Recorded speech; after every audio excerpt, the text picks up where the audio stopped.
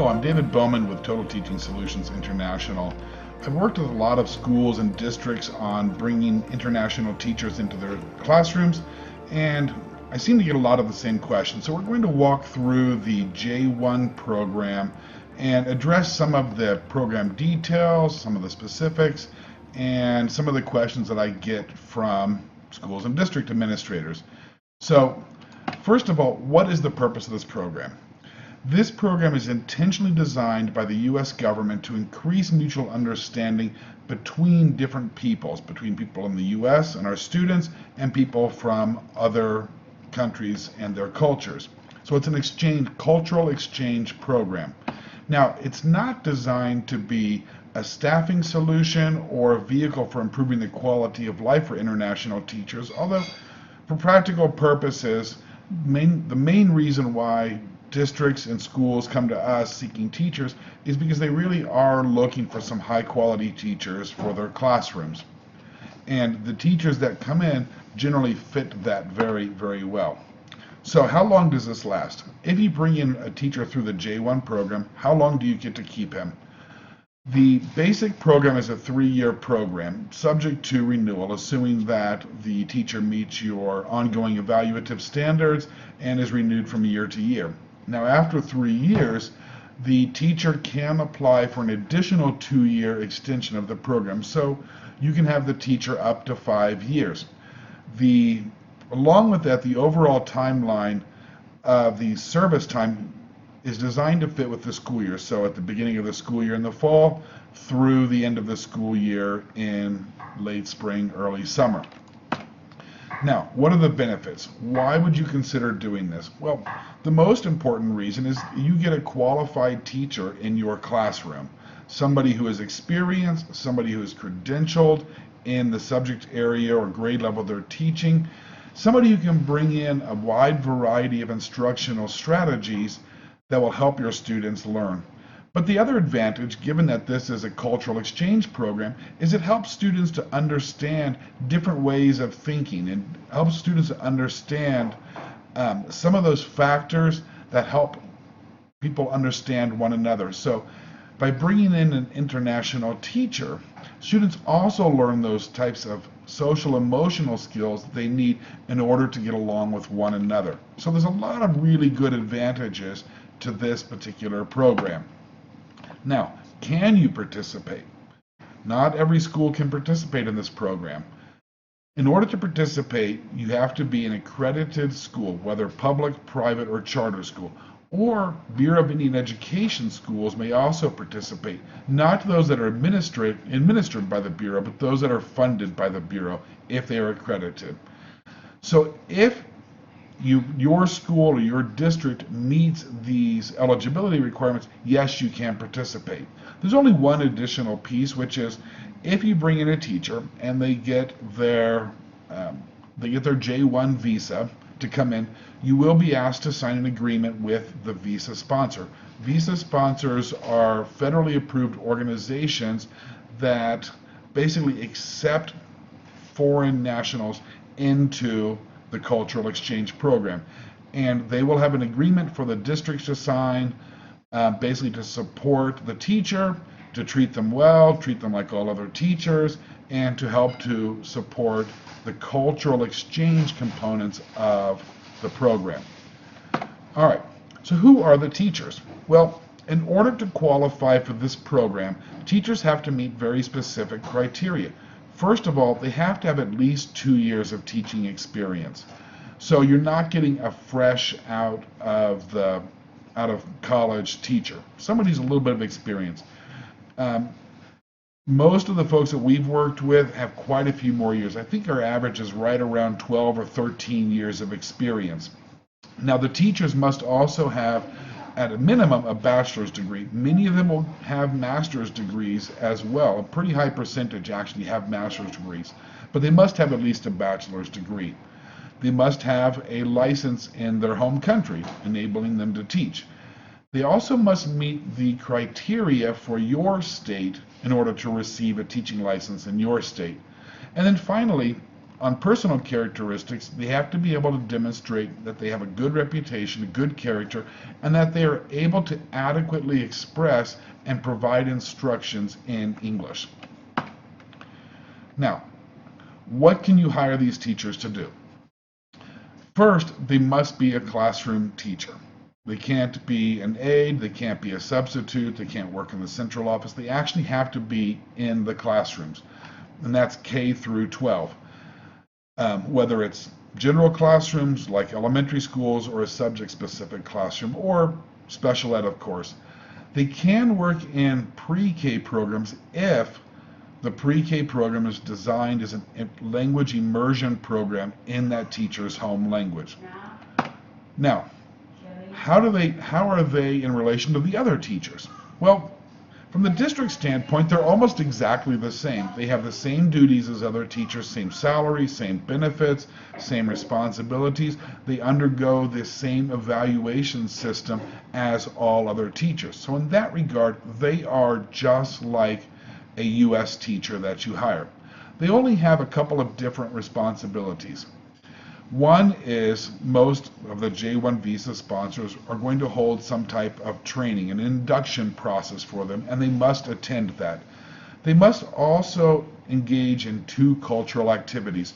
One where they are sharing their home culture with the students at your school, and one where they're sharing the culture of your community with students back in the Philippines. That's the cultural exchange component. And as you can see, it's not very onerous to do. Other than that, they are just like any other teacher that you hire. So, how does it work? So you're interested, let's say. What do you do? Well, you're going to see that the process is pretty much identical to hiring a US-based teacher. You review their credentials. If they look interesting to you, you interview them. Then you issue a letter of intent to hire. Now, once that happens, the teacher is connected with a J-1 visa sponsor for participation in the program, and the sponsor will have an agreement form for you to sign. If the teacher does not already have a license in your state, which is most likely, then you would need to assist that teacher in getting a provisional or an emergency license. Now, most states will do this. They give an emergency license for a year or 2 years, during which time the teacher is going to work on the full license. The other thing that you are asked to do as a sponsor organization, school or district organization, is to at least assist the teacher in integrating within the community. Think about it. They're coming from a different country. They don't know where to go for the bank, for example, or where do you go to buy groceries. So they may need a little bit of extra support. If they're coming in and there's a mentor teacher or a mentor school administrator that they can go to ask questions, that will be very valuable to the teachers. Then, just like any other new teacher, they are going to get professional development, induction services, whatever it is that you offer to your other brand new teachers, they will also be eligible for. And then the final thing, of course, is to support their cultural exchange activity. So you can see it is almost identical to hiring a U.S. teacher. The only differences are signing the agreement with the visa sponsor, providing some assistance and some guidance on how to get settled into your community, and then allowing them to conduct their cultural exchanges. Now, for the teachers, it's very similar. So they get their letter of intent to hire. They are then connected with a visa sponsor to join the J-1 program. At that point, they can get their visa, typically from the U.S. Embassy in their country. They get their travel authorizations. They are required to have insurance from the very first moment that they arrive on U.S. soil. And there are some specific guidelines about that. So they need to set that up before they leave their country. Then they arrive. They move into their new location. These teachers will very likely not have a social security number initially. So one of the very first things that they will do is visit the Social Security office, take their paperwork, and get that number. That generally takes about 5 to 10 days before they receive their number. So we always encourage teachers to come a bit early so they can go through that process. Now, what we have seen in many cases is the districts will let them get started with their teaching if they're coming a little bit late perhaps. but they can't pay them yet until they get their Social Security number. So the preference, of course, is for the teachers to come early. Well, then they start teaching, and then during that year, while they're under their provisional license, they are going to be working on receiving the full license for your state. So it's a little bit more complicated for the teachers than it is for the districts, but they can do it, and they do it over and over again. All right, so you want to hire somebody, how soon can you expect that teacher to arrive? Generally 6 weeks, sometimes a little more, sometimes a little less, but as you can see, they've got a lot of things to get into place before they ever arrive in your community. So we generally estimate it's about 6 weeks before they're ready to step into your classroom. How much does it cost you? Well, it depends, like so many things. And the one thing that depends on is the visa sponsor. We can categorize the federally approved visa sponsors in two ways. There are those that do not allow the teachers to pay their sponsorship fees, and there are those that they don't care who pays the visa sponsorship fees, and often it's the teacher who pays it. And that can be anywhere between $1,000 and $1,500. The preferred model, the federally preferred model, and the model that works best for the teachers is for the districts to pay those fees. Now you might be thinking, wow, $1,000, $1,200, $1,500, whatever it is, that seems like a lot. But if you compare that to recruiting costs and the additional support necessary for a first-time teacher, it suddenly doesn't seem like so much after all of that. And the fact of the matter is, those sponsors that require the districts to pay are going to provide a lot more support to the teachers. You're going to end up with a better teacher, and they're not going to be so stressed out when they first arrive and so forth. So you end up with a better teacher with that model, and overall it seems to work better for the schools and for the teachers. But there are those other visa sponsors that will let anybody pay, whether it's the teacher or the school or anybody. And generally, like I said, it's the teacher who ends up paying. So those are the visa costs. And then, of course, you're going to pay salary and you're going to pay benefits just like anybody else. So that's going to cost you, of course. You don't get them for free. You still have to pay them. Now, a couple of other things that we get questions on. One is, what about insurance? So they have to have insurance when they first arrive in the U.S., but typically they very quickly convert over to the school's insurance policy as a part of the benefits package. But the insurance they receive must meet some very specific criteria, and it's generally a very high option package. For example, no more than $500 deductible for any single medical event, or no more than a certain amount of money over a year. But we can, the teachers can look at the specific plans and see what meets their needs. And in many cases, they'll do a combination of insurance, school insurance, and insurance that is provided by the visa sponsor or third-party organizations. Because there's going to be some things like repatriation. If they die, for example, who pays the cost to repatriate the body, or medical evacuation. So most teachers will do a combination. But yes, they do get school insurance. It just needs to meet some specific criteria. And then the other thing that we cannot stress highly enough is that if the teachers are going to be renewed for an additional year, or if they're not going to be renewed for next year, they need to know that pretty quickly. Generally, the annual year for the visa program terminates end of May, beginning of June. And it's about a month process that teachers go through with their visa sponsors in order to renew their visas also. So they need some time to do that. And if they're not going to be renewed, then there needs to be some time to work with the visa sponsors and others and hopefully find a different position, maybe in a different state or a different school district.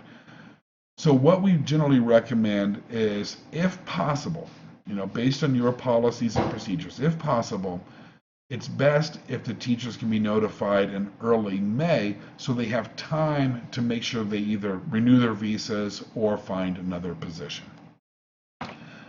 Now, Many teachers find positions, and many school districts work through recruiters to identify these foreign national teachers to come and teach their kids.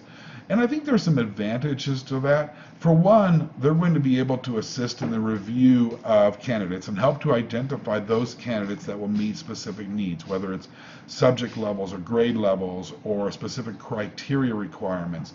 So they can help with this teacher selection. They can also assist the teachers in um, hooking up with a visa sponsor, making their travel arrangements, getting through the visa process in the embassies and so forth. They generally also will help with relocation, which could be anything from picking them up at the airport to helping them to find a place to live once they get here, or getting them to the Social Security office. So all of those setup things they can help with. And then certainly if the teacher is coming in with an emergency license, many recruiters will also assist that teacher in acquiring their full licensure to meet the requirements of your state. And then they're going to provide some follow-up support. I mean, again, think about it. They're coming from a different country. Things are different. Instructional practices might be a little bit different. How do you get things done in the community may be different. What do you do if you have a problem with your landlord? Lots of questions they might have. So many recruiters will also provide that kind of ongoing support to make sure that the teachers are going to be successful, not only in their communities, but also in your schools. So the bottom line is this. It's quite easy for a school or district to participate. There's a little bit of effort, but you end up with a high quality teacher, and ultimately it's going to be good for your students. So again, I'm David Bowman with Total Teaching Solutions International, and I hope that this has helped to encourage you to participate in the J-1 process and help to answer some of the questions you might have about working with international teachers. Thank you very much and have a great day.